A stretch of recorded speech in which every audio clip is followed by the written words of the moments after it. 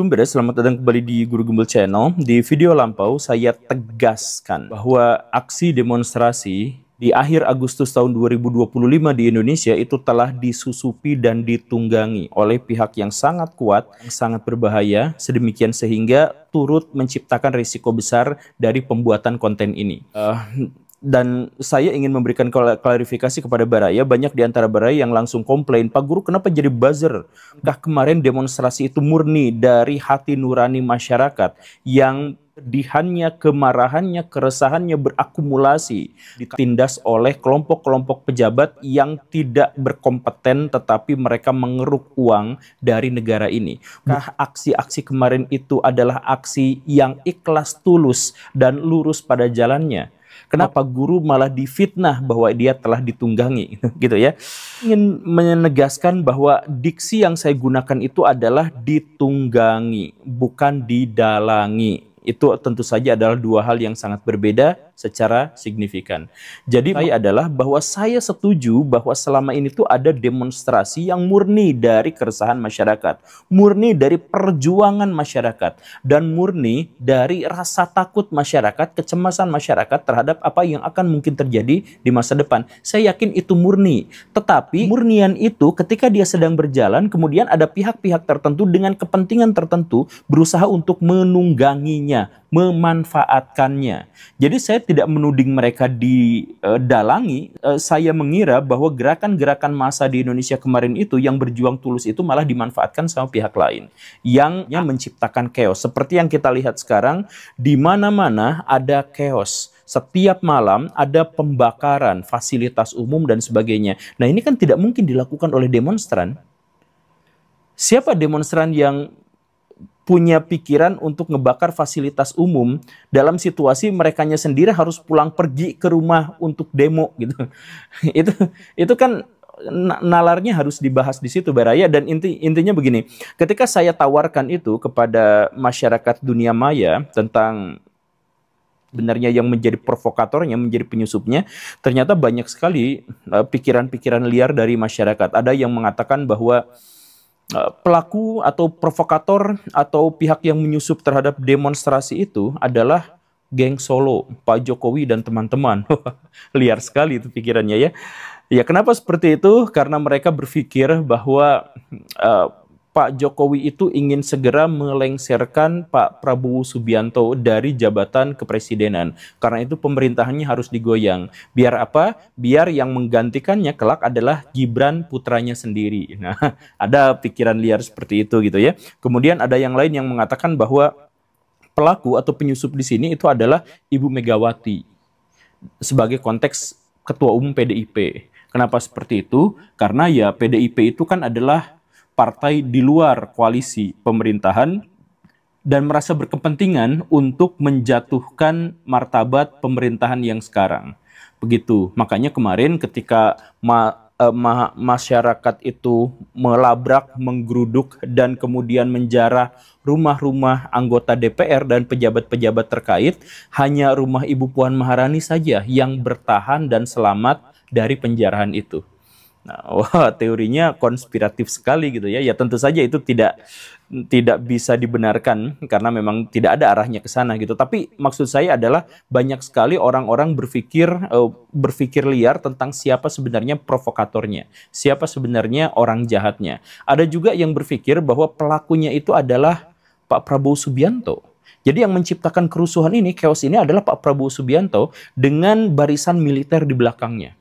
Kenapa seperti itu? Ya karena Pak Prabowo menginginkan agar kekuasaan itu sepenuhnya ada di pihak dirinya, entah itu untuk memberantas korupsi, entah itu untuk menghancurkan musuhnya, apapun itu pokoknya ingin dia yang sepenuhnya berkuasa. Dan karena itu maka kemarin-kemarin secara paksa disahkanlah Undang-Undang TNI Polri yang baru yang memberikan keleluasaan tentara untuk masuk ke ranah sipil, ke ruang sipil, dan ke peran-peran sipil. Dan kemudian sekarang diciptakan chaos yang besar agar ada alasan untuk menciptakan darurat militer sehingga tentara berkuasa. Ada teori-teori yang seperti itu gitu ya. Atau juga ada teori yang menjelaskan bahwa ya memang demonstran-demonstran kemarin itu diprovokasi, disusupi, ditunggangi oleh pihak asing yang tidak ingin agar Indonesia maju. Begitu ya. Nah, ya teori yang terakhir ini ya walaupun tetap lemah, tetapi menjadi tagline bagi pemerintahan, termasuk Pak Prabowo percaya bahwa ada kekuatan asing yang berusaha untuk merongrong Indonesia, ada keinginan makar dan lain sebagainya. Nah, tapi siapa sebenarnya provokator itu? Menurut saya, misalkan ya, saya benci mengatakan bahwa saya sebenarnya terganggu dengan pikiran bahwa jangan-jangan saya mengetahui siapa dalangnya gitu. Tapi tentu saja saya tidak akan mengatakan itu karena pengetahuan itu sebenarnya adalah pengetahuan yang sama sekali tidak terkonfirmasi. Saya tidak akan mengatakan siapa provokatornya atau siapa yang menungganginya, tetapi saya ingin memberikan penjelasan kepada Baraya tentang bagaimana cara dia bergerak. Ini di kerusuhan manapun.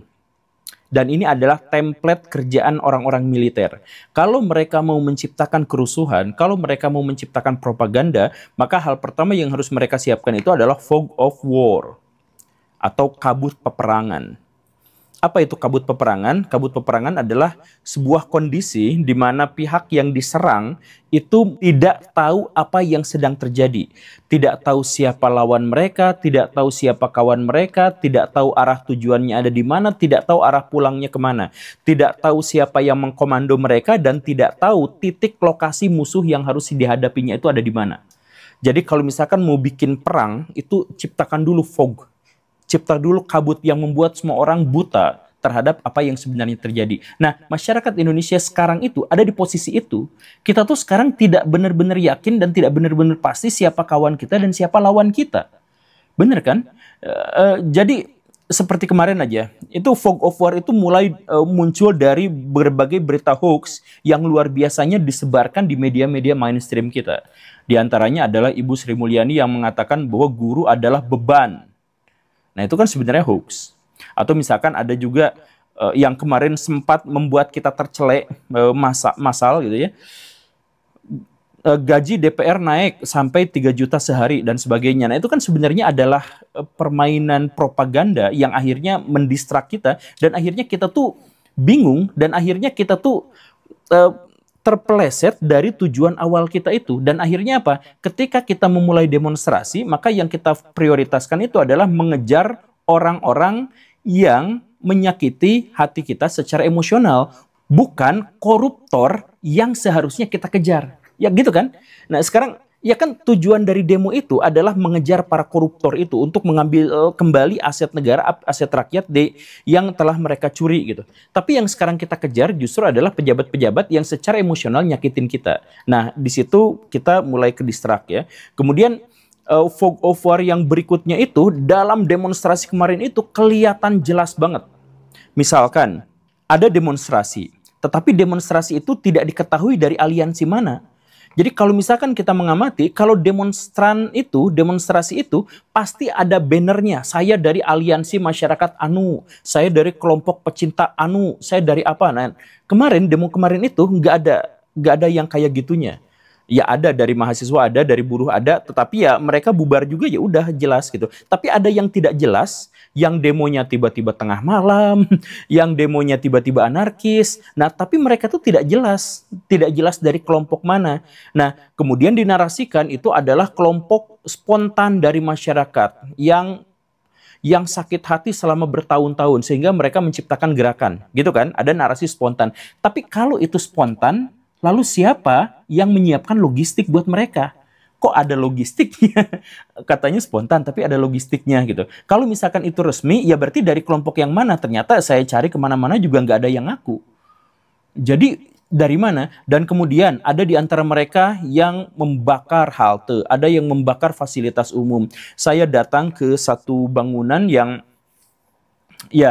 bangunan itu udah dibakar gitu sama masyarakat.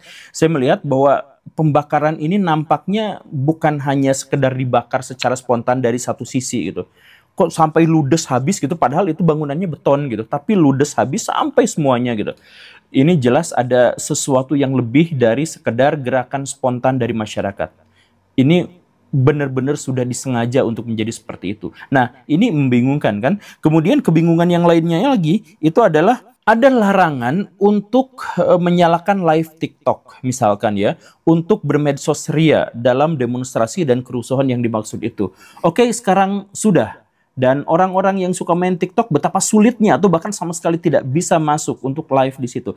Tapi walaupun seperti itu, di media-media kita, di TikTok kita, itu beranda tuh dipenuhi oleh aksi-aksi kekerasan.